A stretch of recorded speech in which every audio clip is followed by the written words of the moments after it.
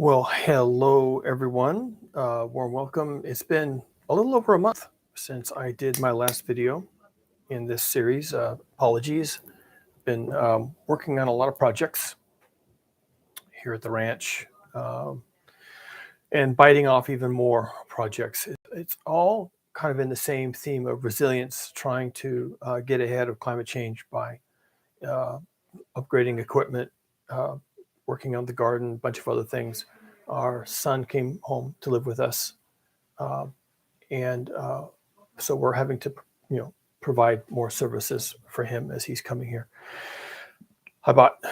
Took delivery of $10,000 worth of air conditioning. We don't have any air conditioning here. Haven't needed it. Climate is very mild. If there's ever a hot day, come nighttime, you open up all the windows and the cool air rushes in from the ocean, and you're good by the next day. Have a great night's sleep, good by the next day. But more recently, like everyone else is reporting, we've been having heat waves that last a long time. They come back to back. So I decided to go ahead and make the investment. And I have the equipment sitting out on the side yard. So when I say I have a lot of projects I've been working on, no joke, not a lie at all. But I still have to do this. So the theme is the age of chaos. The last video was on fighting climate change, and that we don't. That was the long of that's the very short of it. The long of it was over an hour of video, probably not even necessary. I can summarize it quickly.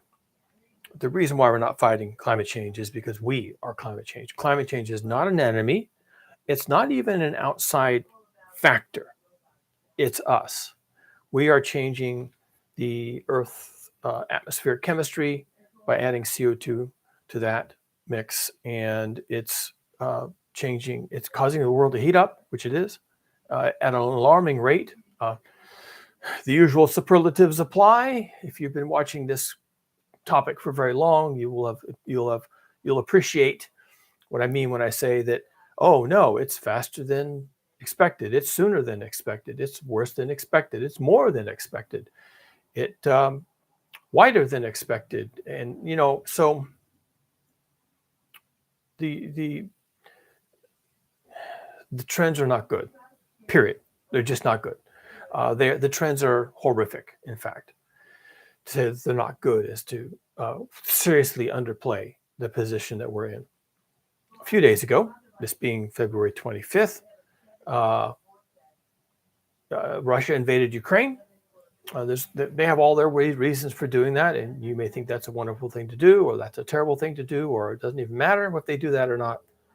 But Russia invading Ukraine is symptomatic of the age of chaos, which I believe we are now deeply in. We are deeply embedded and moving forward in the flow of the age of chaos. There's no off-ramp from this. There's no escaping it. We're in it. We're going to stay in it. And if you're watching this video in the future, you actually know a lot more about that than I do right now. I have a really good imagination. I can really imagine the age of chaos quite clearly. And I'm just about to talk about an aspect of that called the uncontrolled demolition of civilization. And I'm not even joking, folks. I am not here. I'm not delivering your weekly dollop of doom porn. Okay, that is not my business. I don't care what you think about anything. I'm not here to entertain you. I don't care if you subscribe. I don't care if you like. I don't even know why I'm doing this. I'm a scientist, so maybe I have a fiduciary responsibility to observe the world, observe the universe, observe what people are doing, and on occasion when I can, to share those results. All right, that's it. That's all I'm doing. I don't care what you do. Like, subscribe, go away in a huff. I don't care. I'm just going to give it to you raw. That's it. I'm just going to give it to you raw. I don't even edit these videos. Were you aware of that? Did you notice? I do them live because I'm lazy. I don't want to record a video, upload the video, edit the video, read audio over the parts I don't like. If I don't like, later on, if I don't like them, that's how it was. This was you and me, whoever you are, if ever you are, having a conversation. And you're just going to get it the way it comes. I don't have a script. I don't have anything. Here it comes. The age of chaos. So Russia just invaded Ukraine. This is actually part of the age of chaos. you're going to be seeing a lot of this. It's going to start with the usual characters, the authoritarian regime. So North Korea, China, Russia, Brazil, America, there's a host of others who will seize the opportunities first to invade their lesser neighbors, get their resources, impoverish their people, enslave their people if necessary, and as when possible, and just bring all the goodies home. That's how the Roman Empire did it. It's a growth model. It is actually one growth model. When we had lots of fossil fuels and lots of resources, we could contemplate raising all the boats and all the nations of the world rising up in this virtuous circle of holding hands and lifting all the boats and all that kind of stuff. But that's not the case anymore. We just don't have that. That's not our world anymore. We're not floating all the boats. Okay, we're done with that.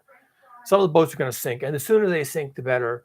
And by the way, if I can be there on the beach to get the goodies that wash up on the beach after some of the boats sink, well, then that all the better for me. So the age of chaos is bracketed in various pieces by these sorts of regional and becoming global conflicts. There'll never be global conflicts because these are conflicts for resources and hegemony and control and local politics. So your invasions are always going to be your immediate neighbors. Force projection, like the U.S. has been famous for, is probably off the table now and in the future. Increasingly so with time. Force projection is not going to be a thing.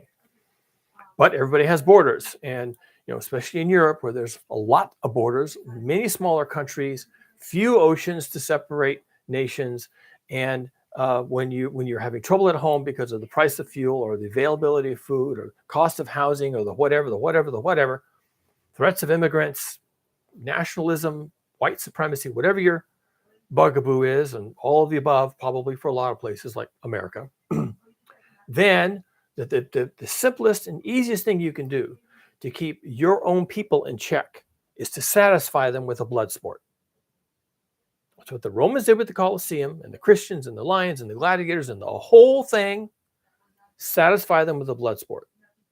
So that means you take your very expensive military that you've assembled with the collusion of the military-industrial complex, and you invade some neighboring country, and you take their stuff, and you take their people if you can get away with it, and you impoverish them, and you enrich yourself, and your people see that invasion is a great thing, and it's great sport. So we're seeing that right now in Russia, invading Ukraine. I could pontificate and imagine my musings on where that could go. I'm not going to bother, but it's part of the age of chaos. No one thought Russia would do that. I knew Russia was going to do that. And I know that Russia is going to threaten to invade Poland and the Baltic states, Estonia, Lithuania, the others. They will try to invade all the stands, Kazakhstan, Tajikistan, all the others. Putin is looking to realize the Soviet Union all over again, but not under a Soviet. It's Putin's union, the Putin Union, the union of Soviet socialist Putins, and that's what he wants. Okay, he's a authoritarian kleptocrat, and he wants to own other people's territories, take their stuff, bring it back to Russia, and surround himself and his rich buddies with more stuff. And that's how that's just going to play out, period. That's not going to stop.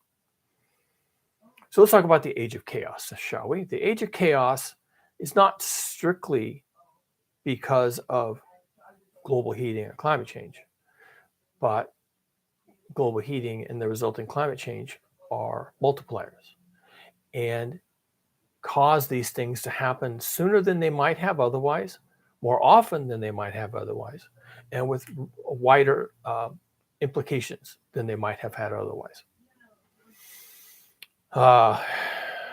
And as the nations of the world start to realize their vulnerabilities in the face of a changing climate, they're going to start wondering, where's our water going to come from? Are we sharing water with another country? Who's upstream from us on the Danube River or the Rhine River or the Yangtze River? Who's upstream from us? How are they using this water? Why are they using our water? God damn it. and we have to stop them from doing that. And they're building dams, and they're diverting water, and they're keeping us from getting our water. We got to put a stop to that, right? So when people start looking at water shortages, flooding issues, which is of course exactly the opposite, and you can have both at the same time under climate change. No reason why you wouldn't. As they're looking at problems with laying their hands on fossil fuels, if they're laying their hands on having control of their own uh, uh, energy requirements, meeting their own energy requirements themselves, and so on and so forth, then things become much more militant and less controllable and more chaotic. So climate change and global heating, well, global heating is not chaotic. We know it's happening. It's going to continue to happen. It's going to happen for decades, if not centuries. Climate change, though, is chaotic, and it is a process, an earth dynamic process that is dominated by chaotic elements. So one of the reasons why you can't fight it. About the time you think you've got some solution to some problem up, another completely different problem shows up. You thought you had flooding issues, and now you have drought issues. They're like, oh, geez, what do we do now? We just spent all our spare money dealing with floods, but now we have a drought, and now we have a food shortage, and now we have electric failures, and now we have something else. What do we do? So the chaotic nature of the next few decades and centuries, few decades becoming centuries, okay? We will feel it. It'll be very short term initially, but the short termism, the this year, that year, the year after that becomes decades, becomes centuries. And we'll never see it except in hindsight. When we look back, some of us will look back and say, wow, that was decades of chaos. Wow, that was a century of chaos. Wow, that was 3 centuries of chaos. And they will know, the future will know. We right now can only suppose how long this is going to go on. But any chaotic, my wife is on the phone, by the way. I don't know who she's talking to, but you may be hearing some of this. And if so, I apologize. The chaos that results from this is antithetical to maintaining civilization.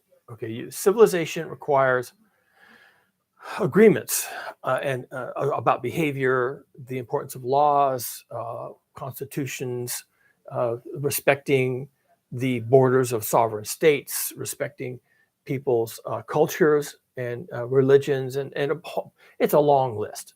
Civilization is a long list. There's probably, you and I could sit down over a cup of coffee and probably figure out 30 things that civilizations need to be in control of, predictable, agreed upon for centuries, if not thousands of years, that constitute a civilization. So when you're going into a chaotic regime, and we're talking global chaos here because we're talking global heating, which is global resource problems, global food problems, global refugee crises, global political crises. We are a big civilization, and if you think that your little tiny corner of this is going to be immune to all that's coming, well, you're just completely mistaken. You're just mistaken. You're just wrong. You just need to reconsider your place in the flow of history here as this river washes us all away. And as it washes civilization away, we're going to enter a bona fide age of chaos.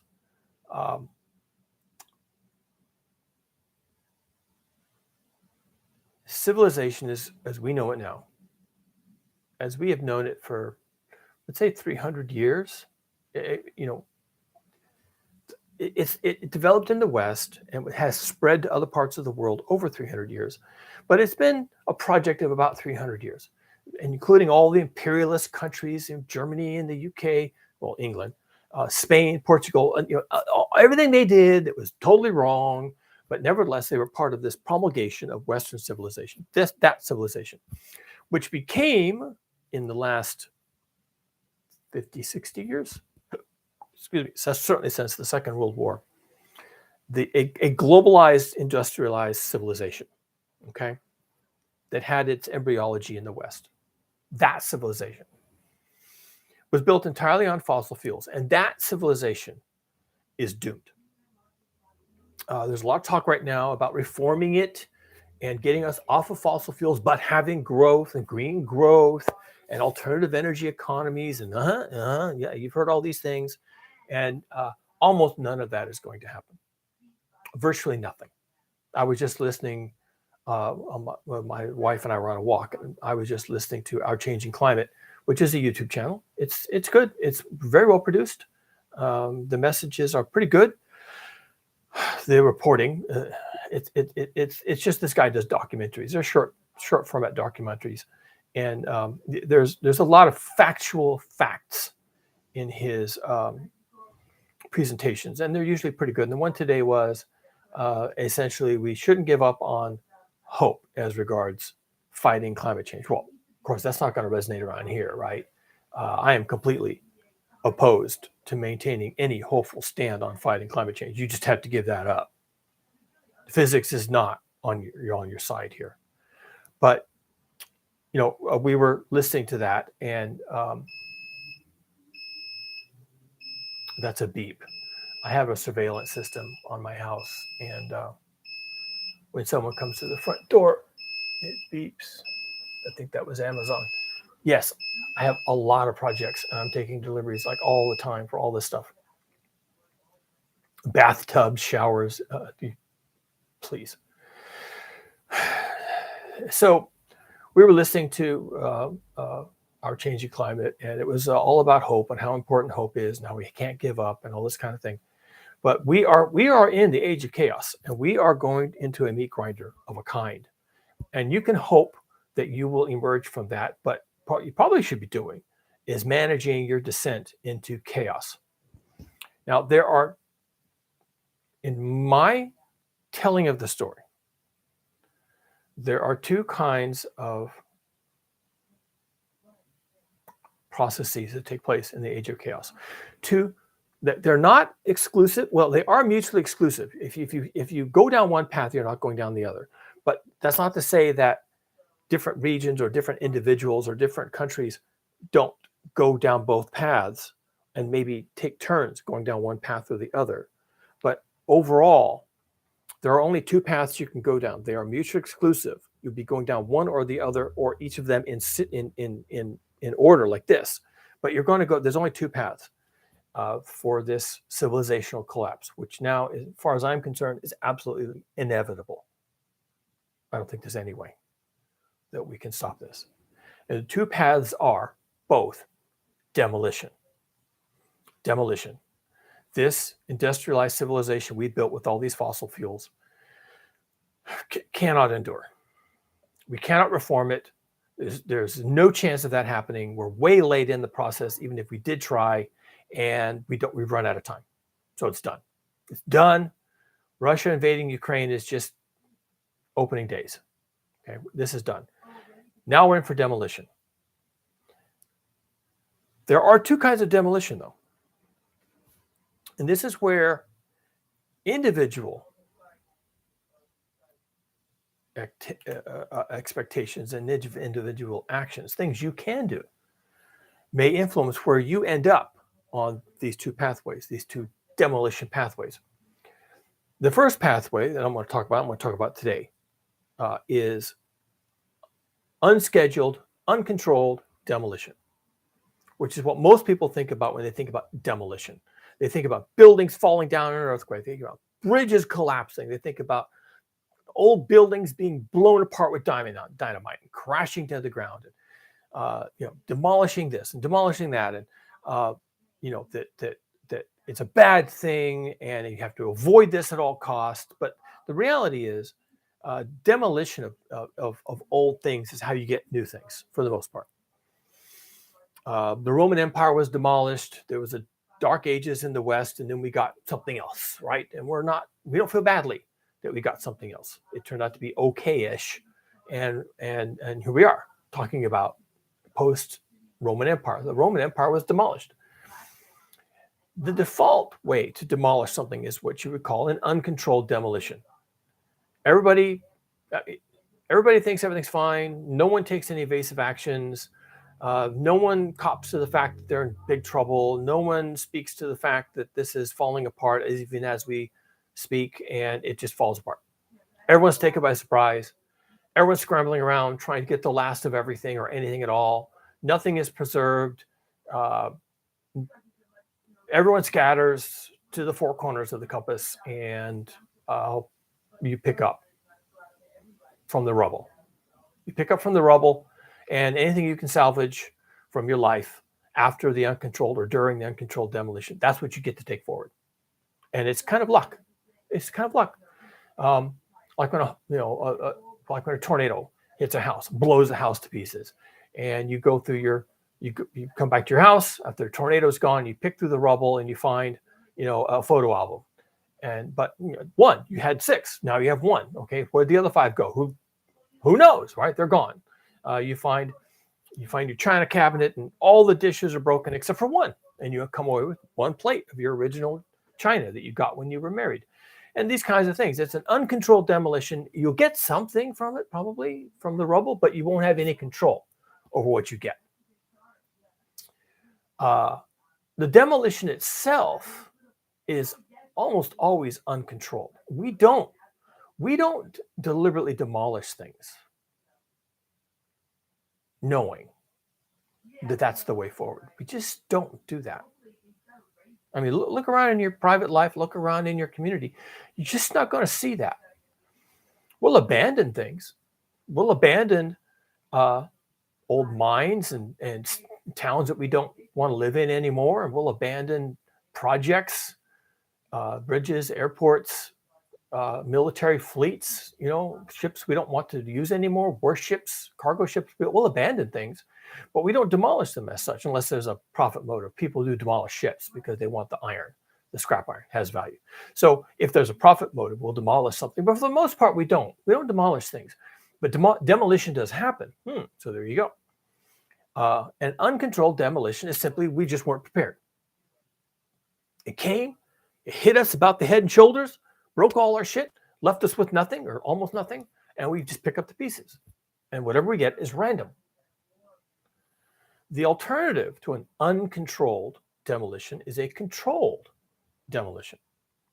Now that means, that'll be the topic of another video, so I'm not going to go into it deeply, but I want to make the contrast right now because I think it's important that you understand that there are 2 pathways through demolition. There are 2 pathways through the age of chaos. There are 2 ways to do this. The difference in which path you take, and you've got to take one. I mean, you can change your mind later, but you have to take one at a time. The difference which path you take and which path you don't is that you have what I call the adult conversation. You have an adult conversation about your situation. Our empire is folding up. There's a tornado coming. There's a flood. The dam is going to break. Our civilization is done. The fossil fuel era is ending. The supply chains are ruptured, and there's no sign of being able to repair the supply chains. The food scarcity is upon us. We know why the food is scarce. Because we know why the food is scarce, we know there's no way to fix this, and so on and so forth. You can have an adult conversation. You can talk like adults, and you can say, this is what's happening to us. We're all adults. We all understand the science. We all understand the physics. We get this part. Okay, are we all on the same page? Okay, we're all on the same page. Now, as adults, there's a way we can manage this descent into chaos. So a controlled demolition is not, let's not demolish that, and let's not demolish this, and let's let this one be demolished. That's not what a controlled demolition is. A controlled demolition is that you know you're going to be demolished, and you take as many steps as you can ahead of that to preserve as much as you can of what you currently have and enjoy. That's a controlled demolition. You're not stopping it because you can't. The laws of physics right now are working against us. We don't have time, and we don't even have the tools to do this. You can't do it. You can't stop this.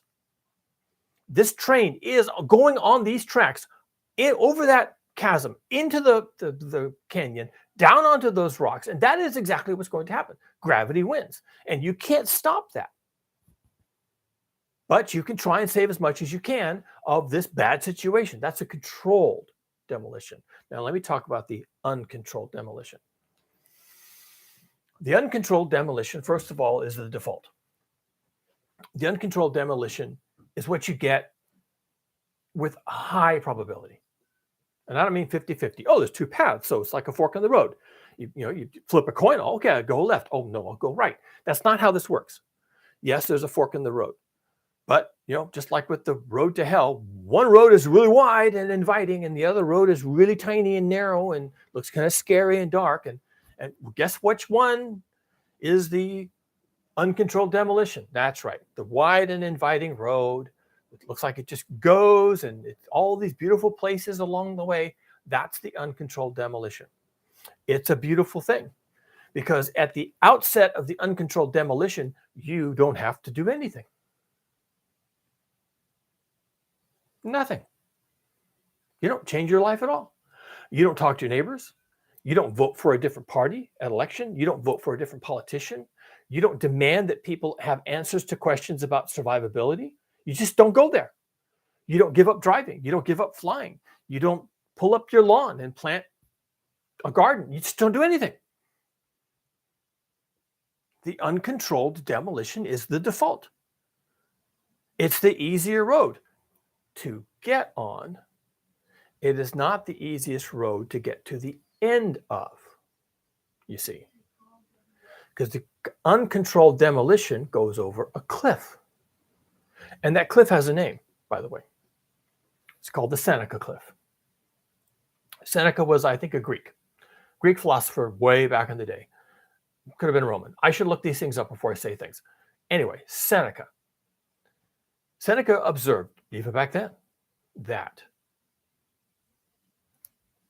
the growth of a civilization, or really anything, or religion, almost anything, the growth of these things is a long, gradual process of growth. It's predictable, and because it's long and linear and slow and predictable, your thought is that it will just go right off the screen into infinity. Anywhere you are on that line, after you've established some kind of a line, you start to think, oh, I see where this is going. This is going up. This is going up into the heavens and beyond. Okay. Seneca made that observation, that's how civilizations are created and how they endure. But that's not how they end. They drop off rapidly. They go as long as they go until they get to a point where they can't go anymore. And then they collapse. And whereas there will be a long history of the growth of a civilization, there might be no history at all of the collapse. Very little, almost nothing. For one thing, people are scrambling around in the middle of chaos, in the middle of demolition, in the middle of the ending of everything. And, they're grabbing their photo album, and they're grabbing some food, and they're grabbing the kids, and they're grabbing the dog, and they're not writing anything down. Right? Today, in my collapse diary, this is what happened to me. No one's doing that. Okay, somebody will be doing that. And of course, we all have cell phones, we all have video, we all have Twitter or something, and we'll be thumbing our way through the collapse of civilization. So this time around, maybe there'll be some kind of records.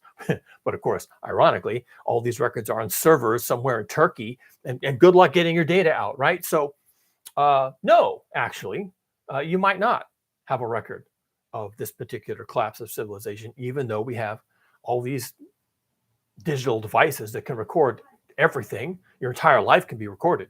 But since you don't have possession of those records because they're on a server in Ireland, did they ever exist? No, they never existed. You thought they did. They didn't. So the Seneca Cliff is what we call an uncontrolled demolition. It goes and it goes and it goes and it goes. You're on this trajectory of growth, and then you get to a point where you can't grow anymore. Now, you didn't know that point existed. Your leadership may have known that point existed. They may have been struggling towards the end of this growth into the heavenly and beyond. They may have known that there were problems. Oh, ouch. Ow, this is getting thorny at the top. Or maybe we're at the top. Maybe we're just having a rough patch along the way. And at some point, the leaders will know that it's done, or likely done, and then we go over the cliff. And where is their incentive to tell you that you're done? None. They have no incentive of any kind. Their incentive is to milk the system for as much, and I'm not being mean here. I'm wearing a cap, but this is not tinfoil, okay? I am not a conspiracist. I am a data scientist, okay? I observe human behavior. I observe the laws of physics. I am a student of history. I am observing my environment as the events unroll, okay? And through my observations and my learning and my current set of observations, I am here to tell you that your leaders know where we are relative to the cliff. They know. They all studied Seneca. There's a group of people right here in this town where I live where I could mention the Seneca cliff and light bulbs would go off. Oh yeah, right, that. Well, it doesn't apply. I mean, they'll deny it. They'll say, oh, well, yeah, that's true. It's been recorded in history many, many times. So yes, the Seneca cliff is a real thing. And Seneca's observations on the growth and collapse of civilizations is certainly true, but it just doesn't apply to us. That's what they'll say. Okay, so that's what an uncontrolled demolition looks like. You go and you go and you go and you go and you go and everything's groovy, and then there's a rough patch. It's like, well, we'll get through this somehow because that's what we've been doing all along, rough patches, and this rough patch is no different, and we'll go along, but what you don't know is that the Seneca cliff is a thing. And as you're going along and you're really happy with things, and then you get this. Boom. And when you're at the bottom of the cliff, you're looking around, you're dazed and confused. Maybe you've lost some or all of your family. You've lost some or all of your community. You may be alone. You're certainly terrified. You're angry. You don't know what to do because all the things you would like to do, like go to the bank and get some cash and then go to the taco truck and buy some food and sit down in the park and think about your situation, all those things you would like to do, which worked great when you broke up with your lover or you lost your job or you had that fight with your mom on the phone or whatever, and you just bought some food and you went out and you thought about your life and then you pulled yourself together and you got on with things. All those recovery mechanisms that you're so accustomed to are just not going to work at the bottom of the Seneca cliff. Now, the people in Ukraine today are finding out how that works. Future viewers of this video are in a better position than I am to tell me how that worked. Ukrainian people who come along to watch this video will be able to tell me in the comments, yeah, well, you were right, it was a cliff, but man, nobody had any idea how bad that was going to be. Well, Russia invading Ukraine is just early days. That's just early days. They'll go on to invade Poland and Estonia, and then, then China will invade Taiwan and then the Philippines. And who knows, South Korea may invade North Korea or the other way around. Venezuela may invade somebody. Brazil may invade somebody. All these wannabe world dictators are all scheming to be at the top of the heap, at the bottom of the cliff. We're all going over the Seneca cliff, and these people want to be at the top of the heap when everyone's gone over the cliff. That's their plan. So what can you anticipate in the age of chaos? You can anticipate no leadership of any kind. There's not going to be any authentic discussion about how all of this is proceeding. They'll simply ignore it. And if you want to say something like, global heating is a real problem, and we probably should be planning for climate disruptions and the resulting refugee crises that are going to happen in various parts of the world, including, since we're in the U.S. right now recording this video, different parts of the U.S. will have refugee problems, internal refugee problems. We should be having this discussion. Your political leaders will simply say, no, now's not a good time. Now we're focused on the pandemic. Right now we're focused on repairing our broken supply chains. Right now we really need to focus on the problem with the price of housing, availability of housing, the student loan debt, the sovereign debt crisis, the collapse of Wall Street markets. We have a lot of issues that are really much more apropos and current than these concerns about global heating and climate change. So we're not going to have that discussion right now. And that's what happens as you enter the age of chaos. We just don't want to talk about it. And this is how you get an uncontrolled demolition. If you want an uncontrolled demolition, then that's how you get an uncontrolled demolition. You just don't talk about it. That's why it's the default. That's why it's what you get. That's, if you take the wide road with the beautiful paving and the glittering trees and all this stuff over here, that's the wide road. That's an uncontrolled demolition. No one's going to ask you a question. No one's going to ask you to change anything. There are no stumbling blocks. There's nothing. And at the end of that is the Seneca Cliff. Okay. Another reason why you get an uncontrolled demolition is because you were more vulnerable to collapse than you knew. So we have this optimistic image of the world as being robust. Everyone's getting along. All these ties of economic ties and prosperity, floating all the boats. It just seems inconceivable that any one nation would invade another, or that there would be a regional war or a global war, or that our electricity supply in our little town is in any way tied to regional electricity supplies, or that the regional electricity supplies may be tied to the supplies of energy in other nations. So you don't actually know how these things work. So you take some solace, some comfort in this vision you've built around yourself that everything's fine. It's going to be fine. It can't really collapse. They would never allow it to collapse. There's no way for it to collapse. It's just too big and it's just too interconnected and all these things. But what you don't understand is that the fact that you have no visibility into this thing, it reflects the reality that nobody has visibility into this thing. Do you think that your local leaders in your cities, have any more visibility into global supply chains than you do? No, they don't. They just don't. And the people further up the top of the chain who maybe have these conversations at all, state governors maybe once in a while, and national presidents and leaders maybe once or twice a year, right? What do the G8 nations talk about when they have their G8? Well, I guess it's G7 now because Russia was kicked out. What do the G7 nations talk about when they get together once a year at Davos? Well, they talk about supply chains, right? Well, do they do anything about supply chains? But those are the only people that are talking about it, right? Some foreign ministers of 7, sometimes 8 countries get together once a year in Davos to talk about things that none of us can even comprehend, right? And what do they do about those things? Nothing.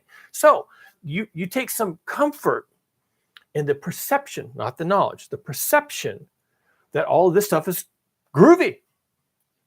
And it's not. If you study complexity at all, one of the things you learn is that the more complicated a system is, remember, complications are like clocks. Complicated systems are completely predictable. A clock has a lot of gears and they look really strange. And how do they mesh? And what does this one do with that one? And the hands go around. But as complicated as it is, as long as you keep winding it up every day, it will act in a predictable fashion. A clock is complicated. It is not complex. Complex systems also have lots of interconnections, but the interconnections are not strictly geared. Okay, they're influences that when this one, on one day, this gear goes around once and this gear goes around twice as a result. But on a different day, this gear goes around once and this gear goes around 10 times. See, that discussion doesn't even apply to gears. And yet that's how complex systems are. They contain chaotic elements that are unpredictable. So your supply chain, your global economy and your global manufacturing base and all the interconnected relationships between all the companies and all the supply chains that come from those connections and all the manufacturing that has multiple supply chains, even sometimes like for an iPhone, thousands. Well, a single iPhone may require hundreds of components from even 10 times as many companies. How can you have one component have 10 times as many companies? Well, that's because that one component actually has components from 10 different companies, or the things that those other companies need to make that component come from other companies. And you have this very, it's complicated, but it's also complex. And breakdowns in one part of the system will have unexpected, unpredictable consequences for other parts of the system. It is complex. And you didn't know that until I said so. But you kind of have a suspicion that's true because we're having supply chain problems right now. Why are we having supply chain problems? Where did that come from? That is an emergent property of system complexity. And global manufacturing and the global seat of manufacturing has its own Seneca cliff.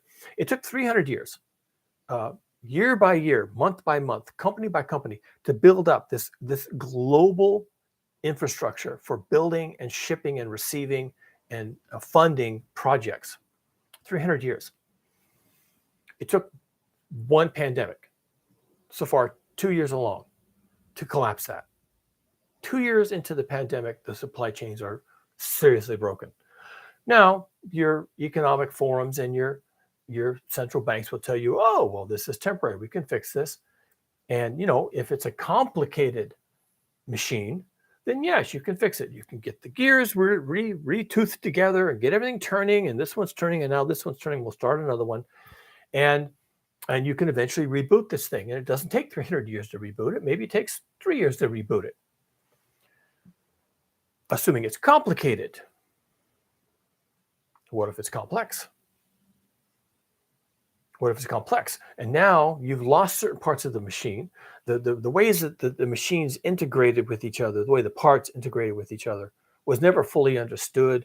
It's always kind of ad hoc, hands off, loosey-goosey.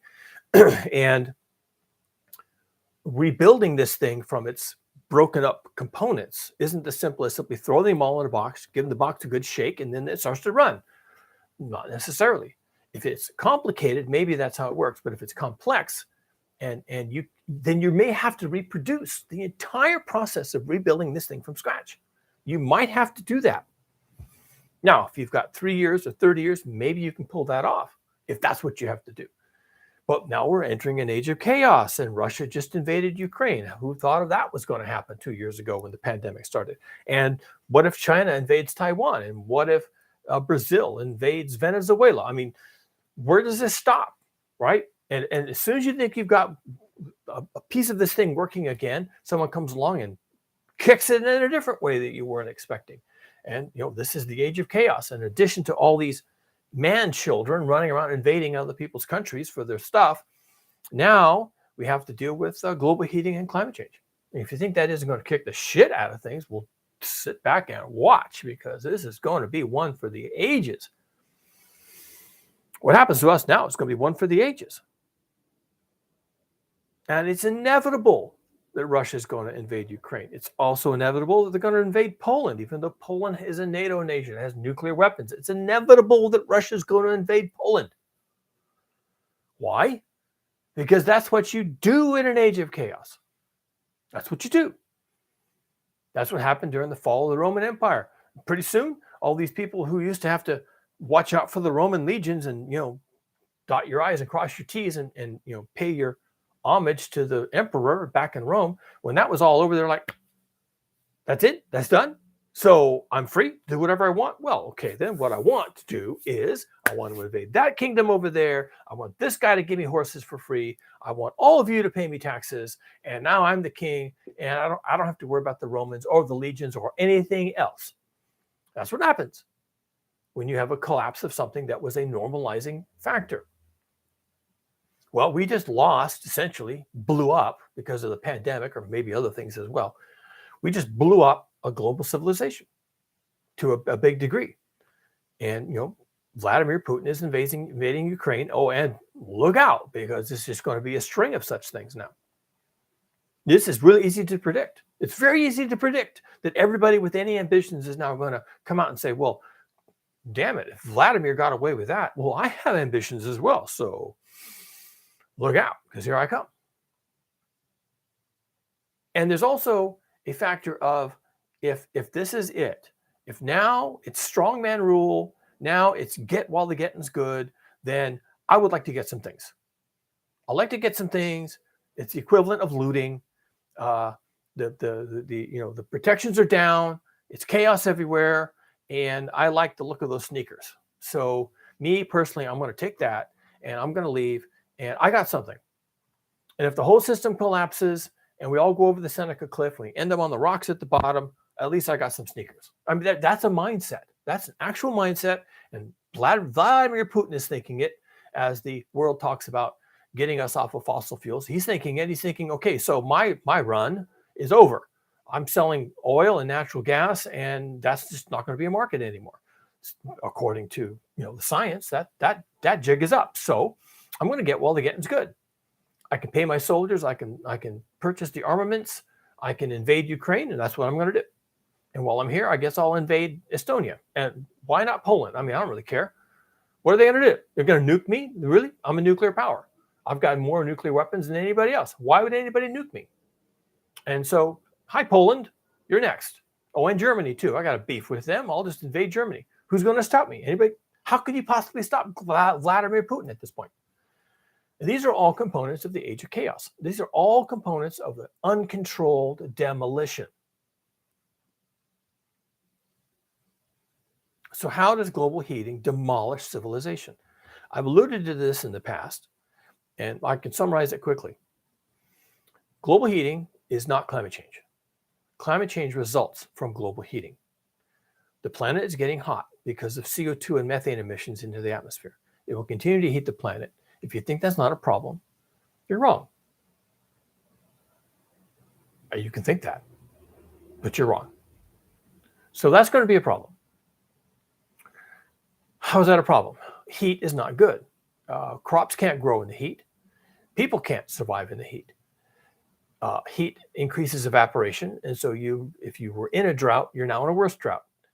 Heat can cause certain communities to become uninhabitable because people can't feed themselves. There's no water. The hospitals are full of people suffering from heat exhaustion, and then pretty soon people are dying at home, and then there's all these bodies, and we don't know what to do, and it's chaotic, and it seems like the end of the world, and that's just from heat all by itself.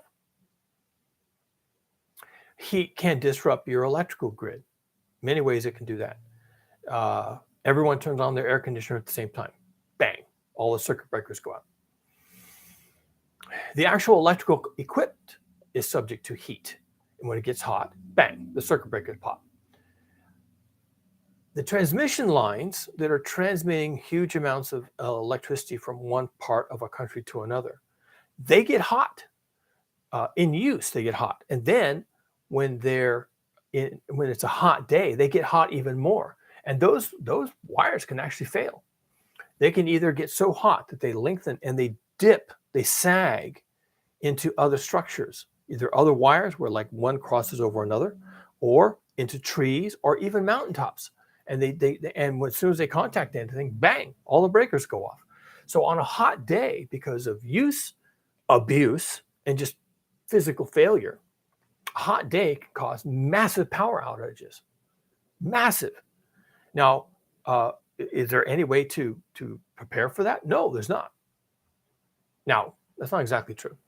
The grid can't prepare for massive heat events.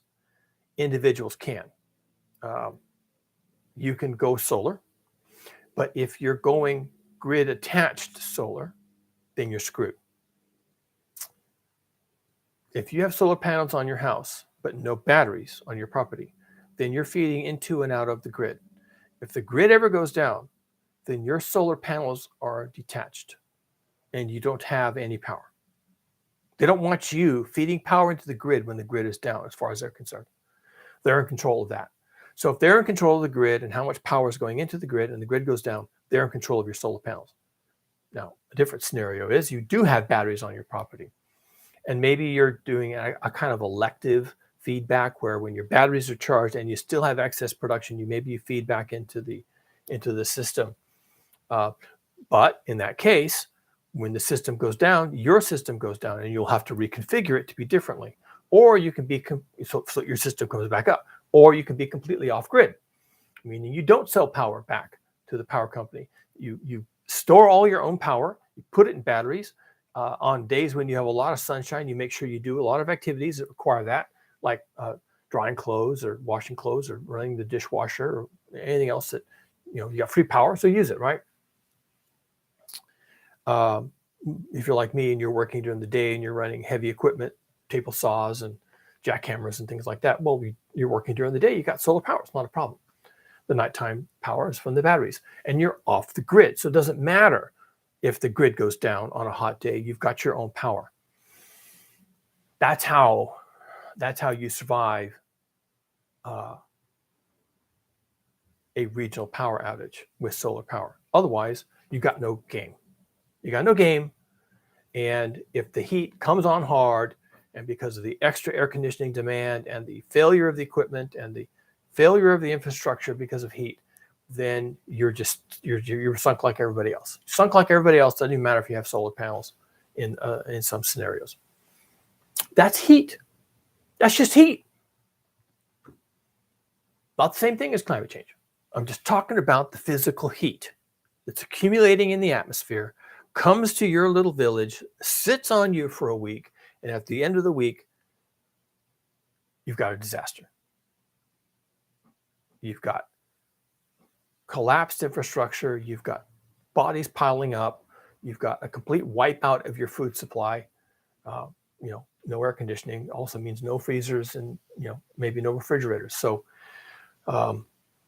food's gone, and so on. So heat alone, heat by itself can do that to you.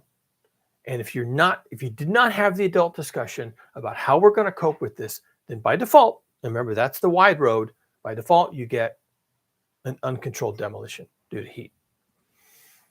Now, excessive heat, hot environments, increasing temperatures in your region can cause climate change. What does that mean? It means any or all of the following: droughts, more frequent droughts, or even your region becoming uninhabitable due to water scarcity. Also, floods, more frequent floods, or catastrophic floods, and possibly your region becoming uninhabitable due to flooding.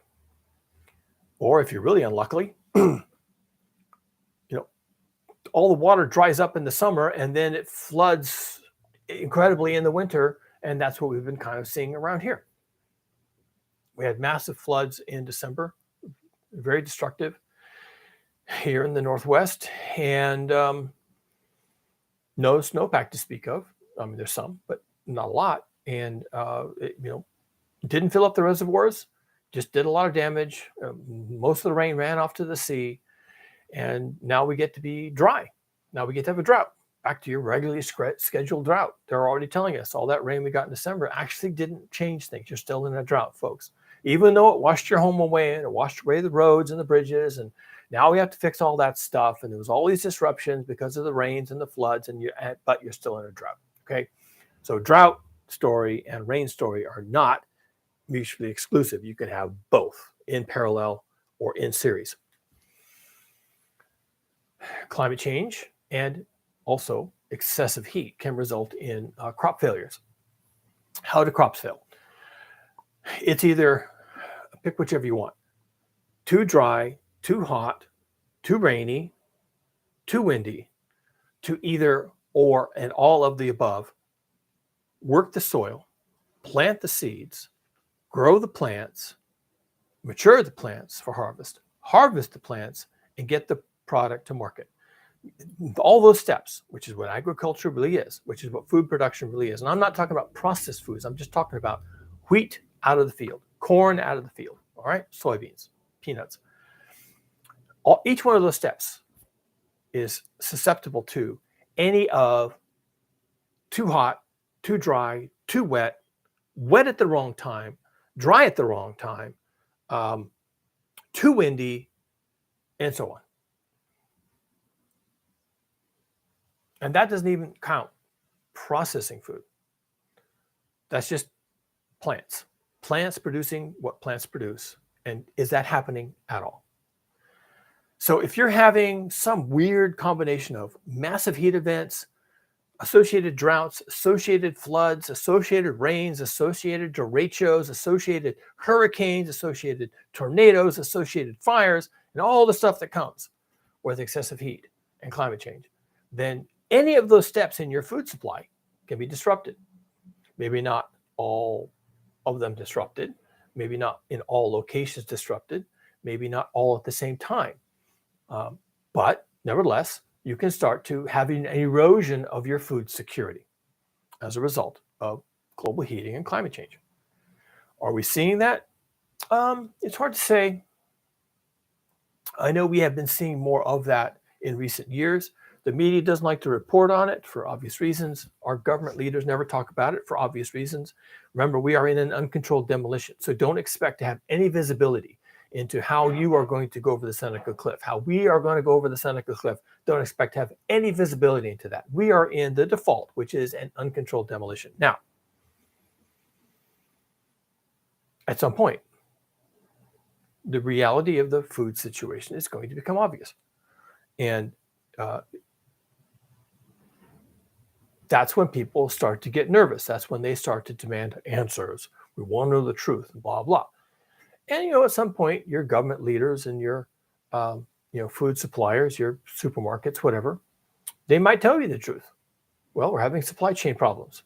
They are kind of using that language lately. Have you noticed that? They're talking about supply chain issues a lot. We're having supply chain problems. We don't know when we're going to get flour in. We don't know when we're going to get goods on the shelves. The produce is kind of spotty and the quality isn't real good, but we'll continue to work on it. And then one day you go to the market and the shelves are bare. Now, the way that happens is that someone who's more tuned into the situation than you are went to the market and bought everything. Or some supermarket chain wasn't as connected to wholesalers as another, and that smaller or less important supermarket chain didn't get any deliveries, whereas a bigger supermarket chain did. And so, or a different part of the country. This is where things become really interesting. What if, have you ever heard of sacrifice zones? Sacrifice zones. Every city has them. Okay. And by another name, it's the poor part of town. Sacrifice zones. Now, those people know they're being sacrificed. They know exactly what I mean when I say, oh, you're living in a sacrifice zone, aren't you? Oh, yeah, I am. The purpose of having a sacrifice zone, if there's a group of people that need to suffer, that some other group of people don't suffer, then you sacrifice that sacrifice zone. That's their designation. They will be the last to get water, the last to get food, the last to get police and other security services, the last to get hospitalization. This other group will get these things first.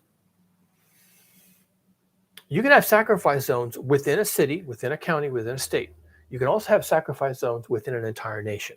Now, the United States of America is a big nation, and you think we absolutely have sacrifice zones in the United States of America. Whole regions, collections of states are already designated as sacrifice zones. So when the time comes for a food shortage or a food crisis of some kind, those areas will be very quietly cut off, and anything that can be delivered or shared will go to this other group of people. Now, why is that?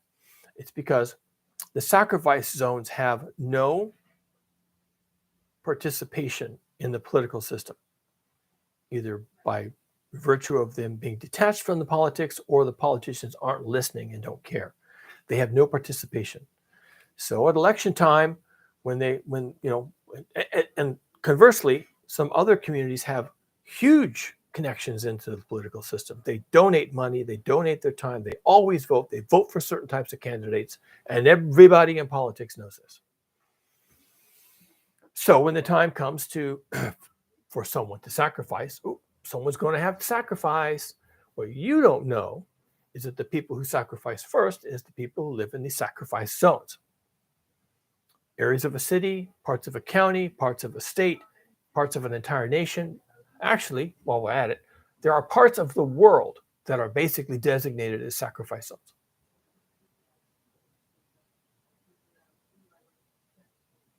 They call it the global south. They call it the imperial periphery. They call it the third world, the developing world. They're useful to globalized industrialized civilization as consumers, but they're also useful as sacrifice zones. What you got for me? I got some water. And give me. You want to stand up and enjoy it? I'll think about it. Actually, I'm thinking about being done. Okay, good.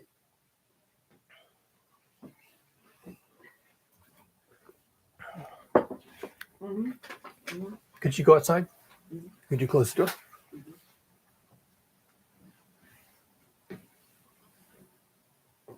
Mm-hmm. That's better. So, the age of chaos will be, in hindsight, will be recognized as a time of great chaos and unwinding. It will be seen as driven by many things in an uncontrolled way. Demolition of global civilization, however you want to define that, will be widespread and uncontrolled. It will be chaotic. We will be prepared to appreciate better the complicated nature of industrialized civilization, but only some of us will recognize the complexity of industrialized civilization. And I am already espousing that industrialized civilization, global industrialized civilization, is a system dominated by chaotic elements, as we have seen with the supply chain collapse. And I am also here to tell you that climate change, starting with global heating, but also just the changes that are going to come from that, in sequence and in parallel, are dominated by chaotic elements. You think that you think we got a handle on this, and we do not have a handle on this. In an uncontrolled demolition, you go over a cliff. It has a name. It's called the Seneca Cliff. In an uncontrolled demolition, you have little, if any, scant opportunity to bring forward anything of what you had before. You will get things, but they will come to you at random afterwards. You will be picking through the rubble, and you will find things that look familiar and that you're happy to have. For in a personal case, it may be bits and pieces of your former life. In the cases of civilization, it's bits and pieces of technology, culture, media, things like that. There will be sacrifice zones because you're going into this in an unplanned, uncontrolled way. When the crisis hits, your only real response is to identify who's going to suffer first. And the leaders of the world know where the sacrifice zones are. They've known that was established hundreds of years ago. And so as the economy withdraws, like a shrinking reservoir, as it withdraws from all the feelers it had out, and it just comes down to one little puddle in the middle of the reservoir, as everything pulls into the middle, all the rest of these sacrifice zones end up being high and dry. And good luck with that. Now, the ones who end up in the, whatever it is, the imperial core, the first world, the developed world, whoever is in these positions may indeed have an experience that's different from everybody else. They may simply see no changes of any kind to speak of. Their supply chains have been protected. Their access to food and water has been ensured. They're the ones that vote. They're the ones that pay taxes. They own the politicians. They own the corporations. They're running the show. And so, of course, they make sure that they got theirs. They've got the money. They've got the political influence. They've got everything they need to make sure that they get theirs. Now, you have an opportunity, because of what I'm telling you, you have an opportunity to sit back and think about, are you in one of those places that's going to be okay as we go over the Seneca Cliff, or are you going to be not okay as we go over the Seneca Cliff? And you're the only one that can do that. I can't tell you how that works. I can take a guess, if you'll permit me to just guess how this works. I think overall, the west coast of the United States of America is probably well positioned. We are probably not going to have quite as bad a problem with heat because the Pacific Ocean off our coast is so cold. We don't have a lot of agriculture. California does, but mostly in the south. But maybe we could, which is going to be lost. Southern California is probably going to be lost. But if Northern California can sort of get its act together, then maybe we could reestablish agricultural practices in the north. It's not guaranteed. I used to live in Northern California. It's not a good place for agriculture. Basically, it's just rocky. It's just rocks. The northern part of California and parts of Oregon to the north are dominated by volcanic activity, and the volcanoes just blew rocks all over the place. And so, but could we fix that? Sure, we could fix that. We could turn it into an agricultural area and, move all our agriculture to the north of California. What about the Midwest in the U.S.? I don't know. They're getting a lot of they're getting beat up pretty hard this year, beat up very hard. It's going to be real interesting to see what this story is come this summer, how the plantings go, how the harvestings are shaping up. Real interesting to watch that one. The U.S. East Coast, I don't know. They got beat up too, actually, now I think about it. But they don't have much of an agriculture base. There's mostly just a big urban area, and they're feeding off of the Midwest. So if the Midwest has a problem, how does that work in the East? Good question. How about Europe? How well do they do? China's a big nation. They have a lot of agriculture, but they have a big problem that they get a lot of rain in the south, and it's very dry in the north, and most of the people live in the north, and very few people live in the south, and that's not necessarily going to work out. They have huge projects to move water into the places where their agriculture is and control the flow of water and make sure that no place is particularly dry. But, these are engineering projects. Maybe they can manage that. Maybe they don't. Russia is invading Ukraine as we speak. The only thing I can imagine is that points to them having internal problems, that they are also in collapse. The Soviet Union collapsed. Maybe they're still collapsing. Maybe that still is an ongoing process. So let's all invade Ukraine and get some of their stuff, and then we'll be okay. That's the kind of thinking that can take place when you're in a crisis yourself. As we wind down our reliance on fossil fuels, global shipping of all kinds of things is going to be a problem. So if your food supply has to travel over trains or planes or container ships or something like that, and you don't have a lot of sovereignty, food sovereignty, meaning you have control over your own food, then you could be really vulnerable to an uncontrolled demolition of the supply chain for food, and so on. So what is your situation? I don't know. We were having a family discussion last night, and I shared some of my thoughts that I guess I'll share here. In the event of an uncontrolled demolition, there are 8 billion people on Earth. I imagine sometime in the next 20 years, there's going to be 500 million people on the move. Now, these are wealthy people. They can move. They can pull up stakes and, try it over here, try it over there. They can get the visa figured out. They can buy the new property. They can build a home over here, and they can build a home over there. They can have 2 homes, and they can go between them as things get bad. And the rich can figure it out because they got options, right? Because they got all this money, all this influence. So how many rich people are there, and what percentage of them are going to be on the move? Well, over the next 20 years, I believe every nation will be affected by global heating and climate change. Every nation, large and small. So let's imagine that 500 million people over the next 20, maybe 30 years is on the move, headed somewhere else. There aren't too many places where you would want to go under those scenarios. Why go to a place that's having problems that are just as bad or worse than the problems you're leaving behind? So how many places are there that aren't going to have big problems? Well, let's say none. Okay, let's say there are no places that aren't having big problems on the planet. We call it global climate change for a reason. But let's say that some of these places have fewer problems than some of the others. And so maybe that's where you go. Where might there be fewer problems than where you live?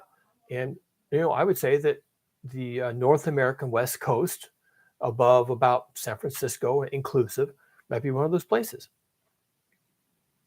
Certainly the places that are going to have fewer problems are going to have ports. They're going to have forest resources. They're going to have access to water. If you have access to the sea, you can build desalination plants at great cost, but we're talking about the world's wealthy. So let's just imagine they do that.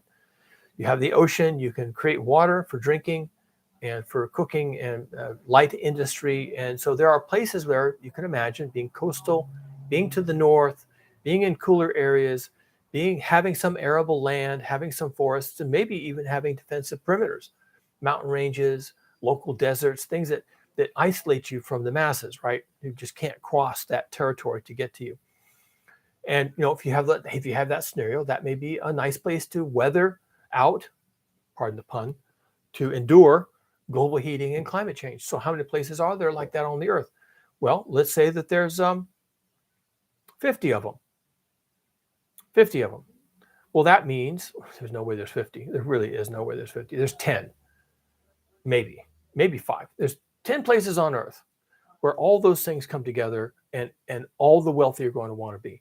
So if there are 500 million people with money, not all of them billionaires, some of them just have some money, enough money for a flight, okay, enough money to fly to a place, establish yourself in a hotel, and then figure out how you're going to survive. That much money. If there's 500 million people with that kind of cash, that kind of influence, that kind of education, and there's 10 places where they will be accommodated, and maybe none of them are in China, maybe none of them are in Russia, maybe these places that just close their borders and say fuck you. But there are 10 places on the world where they can accommodate these 500 million people. That's 50 million people going to 10 places, 50 million people apiece. Right here in the Bay Area, which I think we have a pretty good story here. Up the West Coast, a little ways, we've got a pretty good story. We might get 50 million people coming to live here, coming from China, Russia, Brazil, Europe, Africa, bringing their money, bringing their cultures, bringing their hopes and expectations, and coming here. 50 million people, because we're one of the 10 places where we can accommodate people. Well, good Lord, 50 million people come to the Bay Area. I mean, I live in the Bay Area. I can tell you that would be an absolute nightmare. And it's not just a nightmare because, oh my goodness, there's 50 million people walking around and they have their hand out looking for handouts. No, that might not be the situation at all. There could be 50 million people coming to the Bay Area with cash, suitcases full of money. And that's not a good thing either, believe it or not. We already have a housing, well, they're calling it a housing crisis. The realtors don't call it a housing crisis at all. They're selling houses in my neighborhood right here for 25% over asking, cash on the barrelhead, sight unseen. Now, that's a crisis for young people who are trying to get started, trying to buy their first home, established in their community where they grew up. It's a problem for people, moving into a community, coming for work, for example. The Google Village is being built not too far from here. So people who work at the Google Village who want to stay off the freeways will be looking for homes in this area, right? For a certain radius, 2 or 3 miles within biking distance or even walking distance. And, so there's lots of people coming here, bringing money, expecting that they'll just be able to buy their way into the community. And, that works if it's a new person hired to work at, Adobe, and they're coming here from Dallas, Texas, and they move here and maybe they'll be able to find a home. Maybe they won't, but it's one person. Well, imagine you have 50 million people all showing up over a 20-year period, maybe less. And they're all bringing money and they're all trying to work their way into your community. I don't really know what my property is worth right now, but I know there are properties in my neighborhood that sell for $2 million to $2.5 million, which is, I can tell you from when I bought, that's absolutely unbelievable. These are old homes. These are homes that were built in the 30s and the 40s and the 50s. This shack that I'm living in was probably built in 1928. And it wasn't even built as a home. It was built as a bar And then it was upgraded in 1948, and all they did was add electricity and bathrooms to the bar. That's all they did. We bought it pretty much like that, and we've done a really great job making it into a home. It's very comfortable here, and people love our little home. And it's all redwood siding. It's all natural wood, and there's grapes and ivy growing everywhere, and it looks lovely. And we've done a wonderful thing with it. But that was the last affordable home bought in San Jose, 2005. That was it. After that, everything was $2 million. And when 50 million people show up to try and buy a home, they got a suitcase full of Benjamins and they're going to plop down cash on a house. Well, then what do you think is going to happen to the price of housing? So it's not necessarily a great thing that 50 million people show up and they're all millionaires. I mean, I'm glad that they were able to escape their situation. I'm happy for them, but they bring a set of problems with them. Ooh, we'd like to have those kind of problems. Say every real estate agent, in the county. Okay, fine, good for you. But for the rest of us, this is a big deal. This is a big problem. Now, leadership in my community are being told you need to encourage higher density, infill, you need to build more houses, and they're, activists and even developers are now banging on the city and the county to change the rules about where you can build a home, where you can build an ADU, an additional dwelling unit, how much density is allowed in which neighborhoods and that kind of stuff. Because everybody kind of gets it. Everybody on the planet wants to live here, it feels like. It really feels that way. Everybody on the planet with any means already wants to live here.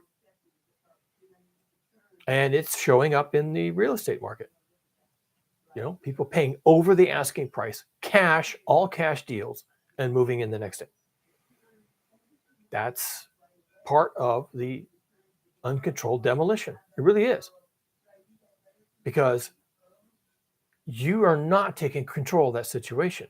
You're letting it play out as market forces, and eventually you may be in a situation where the children of families either can't buy a home in the town where they were born and grew up and went to school, or they have to live with their parents. Okay, that's not a problem at all. My son lives in our house right here, so I don't have a problem with that. He can live here forever if he wants to. I don't expect him to go anywhere. Don't expect it, right? But for some people, that would be a big problem.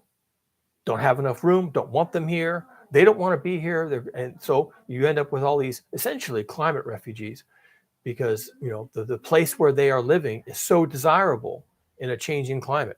It's so desirable by other people whose areas are becoming uninhabitable or varying in that direction in a predictable way that you can't live in your own community.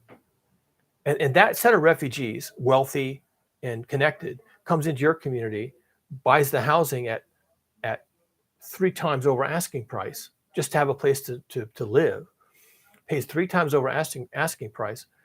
You, as a renter, now you're ejected from your rental, or as a young person living at home with your parents, and they don't want you there. You have to leave the community. You have to go someplace else. Where are you going to go? To some extent, if you get bounced out of your community in an uncontrolled way, then you become a climate refugee too.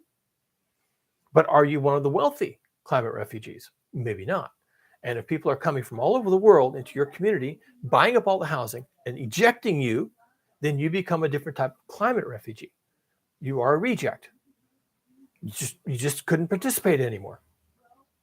And that's the best scenario with an uncontrolled demolition, is that people with means can find a place for themselves. People with money and political connections can make it work for themselves, and everybody else cannot. Now, you can talk about the fairness and how that's so terrible, and there's all kinds of racism involved, and there's all kinds of vestiges of imperialism involved, and I don't even want to get into it. There's a lot of places you could go with that, but you can't change it in an uncontrolled demolition. So I want to end this video. Like I said, I have lots of other things to do today, But I wanted to get this off my chest, especially since Russia just invaded Ukraine. It gets me thinking about, oh yeah, here we go, right? Oh boy, uncontrolled demolition. Here we are on the doorstep, opening that door and walking in. But I do want to do a video on the alternative narrative during a collapse of civilization, which is a controlled demolition. Preface of things to come. Whereas a uncontrolled demolition is the default, it is the wider road, it's the path you're going to take if you're not careful or you're not looking around and watching for other opportunities. It's the path you will take. It's the path you'll want to take. The uncontrolled demolition has much to say for it. You can continue to live your life exactly as you're living it now until you go over the cliff. That sounds inviting to some people. The controlled demolition requires you to have a conversation with your leadership, with your neighbors, with your family members, and just admit that we're in trouble, that this is not going in a good direction. We don't know where this is going. It's clearly a chaotic situation. The systems in question are dominated by chaotic elements, and we've never been here before. It looks like the fall of Rome. We all know what happened with that, at least in the West. Except now we have a global situation. We are seriously off the map now. I mean, if you think you understand anything about what's going to happen in this particular ride down the Seneca Cliff, you have no idea. You are not prepared for this. I know I'm not. And it's kind of my business, it's kind of my career path right now to analyze this stuff. And I'm not confident. But there is a controlled demolition. And if you want to have those conversations, circle your wagons, bring your people together. If you want to make sure you are where you need to be with who you need to be with, then have that conversation. I need to be in this position with these people doing the following things, okay? And I want that to be the case. Then that's a controlled demolition. It's a controlled, you're going to talk about it. You're going to gather data. You're going to gather your people. You're going to work with your local politicians. You're going to try to make your neighborhoods resilient. You're not going to fight climate change. That ship has sailed probably 60 years ago. But something you can do locally, and that you can only do locally, or at least most efficiently locally, is to create resilient communities. So let's have that conversation next. Next video, I'll give some thought to how to organize this. And we can talk about the scenario of the controlled demolition. Now, I'm going to say right now before I sign off, I have absolutely no expectation that the human species is going to go through a controlled demolition. It's just not possible. I don't see any way that any country can go, the United States of America can go through a controlled demolition. We do not internally have the hooks into our own system to manage that. Other nations, though, might. Iceland, surrounded by water, very progressive, very educated, very accepting of the science. They could have a controlled demolition. The Scandinavian countries, maybe. Canada, I would say Canada could have a controlled demolition because they kind of have their shit together. But problem is they share a border with the United States of America, and that's just not going to work. What about any nations in South America? I don't think the larger ones can have a controlled demolition. Maybe some of the smaller ones could, if they're really isolated and there's mountain ranges and forests and things. Maybe they can plot their course through this disaster. Places like Costa Rica, Ecuador, Venezuela, maybe, I don't even know. But even if it's sketchy on that level, your community, and with your neighbors, your zip code can try and set yourself up to have some resilience. You can set yourself up for a controlled demolition. You can decide, okay, what do we really want to have? How can we have electricity? How can we have water? Is there a way that we can make ourselves resilient against impacts? What about food? Do we want to tear up our backyards and grow vegetables? But that's not enough. What about other crops that we need to grow regionally? Can we get corn? Can we get wheat? Can we get soybeans? How do you process this food? Do we have the mills? to grind the wheat? Do we have ways to make protein products out of soybeans? I do. My wife makes a really tasty tofu out of soybeans. Can I get soybeans? No. Now you have a question. That's a controlled demolition. It starts with the mission that you're in a bad place. You got big trouble. It then proceeds to talking about the trouble in concrete terms in an adult way. It talks about engaging leadership and how can we create more resilience in our communities. It then proceeds to doing these projects. Are there grants? Are there funds? Can we get help from the city? Do the neighbors need to pool together the resources and learn how to share? Do we need to take down our backyard fences and manage our land in common? Okay, back to the idea of the commons. That's a controlled demolition. You're still going to be demolished. You're still going over the Seneca Cliff. This is not going forward, except that it goes forward over a cliff. That's how this is going to play out. You're not going to fight climate change, and you're not going to stop global heating. We can't even agree to stop burning fossil fuels. This is just not happening. It's not, full stop, period. Not happening. You and me and everybody we know and everybody you've ever known is going over the Seneca Cliff. We can either do that in an uncontrolled way, which is the default. That's the road, the wide road with the beautiful pavings and the sun setting over here, and it ends in the Seneca Cliff.